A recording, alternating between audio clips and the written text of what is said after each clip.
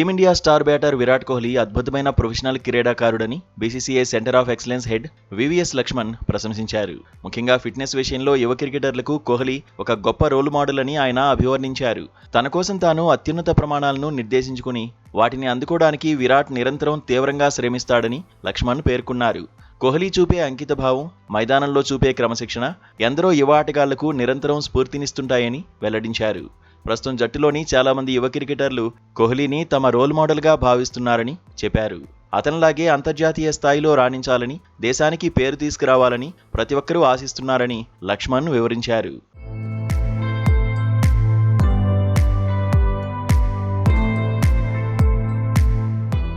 ఇదే సమయంలో ఇటీవలి కాలంలో భారత ఆటగాళ్లు వరుసగా గాయాల బారిన పడ్డంపై వస్తున్న విమర్శలపై లక్ష్మణ్ స్పందించారు. జస్ప్రీత్ బుమ్రా, సాయి సుదర్శన్, హర్షిత్ రాణా వంటి కీలక ఆటగాళ్లు గాయపడ్డం దురదృష్టకరమని వ్యాఖ్యానించారు.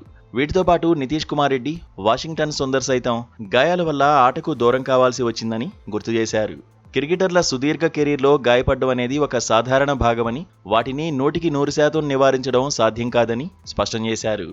ఈ విషయమై సెంటర్ ఆఫ్ ఎక్సలెన్స్ను మాత్రమే నిందించడం ఎంతమాత్రం సరికాదని లక్ష్మణ్ అభిప్రాయపడ్డారు. ఆటగాళ్ల వర్క్లోడ్ను జాగ్రత్తగా పర్యవేక్షించడం, శాస్త్రీయ పద్ధతిలో వారి ఫిట్నెస్ను నిర్వహించడంపైనే తాము ప్రధానంగా దృష్టి పెడుతున్నామని తెలిపారు. సిఓఈ అనేది కేవలం గాయపడిన ఆటగాళ్లకు రీహాబిలిటేషన్ కల్పించే కేంద్రం మాత్రమే కాదని ఆయన స్పష్టం చేశారు. క్రీడాకారుల నైపుణ్యాలను నిరంతరం మెరుగుపరచడం, వారు అత్యుత్తమ ప్రదర్శన ఇచ్చేలా అవసరమైన సాంకేతిక వనరులను సమకూర్చడమే సిఓఈ ముఖ్య ఉద్దేశమని వివరించారు.